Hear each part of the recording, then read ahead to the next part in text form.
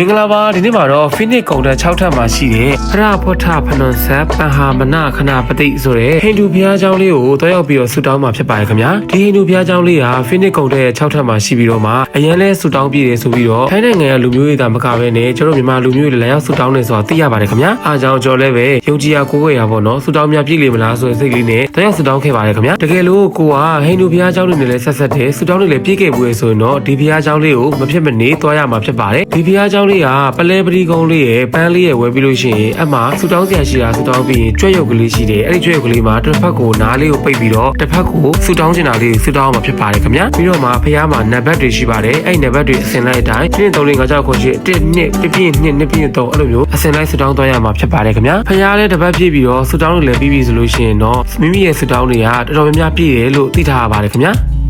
ဆူတောင်းပြည်ခြင်းမပြည်ခြင်းထက်ကိုယ့်ရဲ့ယုံကြည်ရာကိုယ့်ရဲ့ဖြစ်တဲ့ကြောင့်ကျွန်တော်ကတော့စိတ်ထွက်ပေါက်တစ်ခုအနေနဲ့ပဲဆူတောင်းခဲ့ပါတယ်ခင်ဗျာ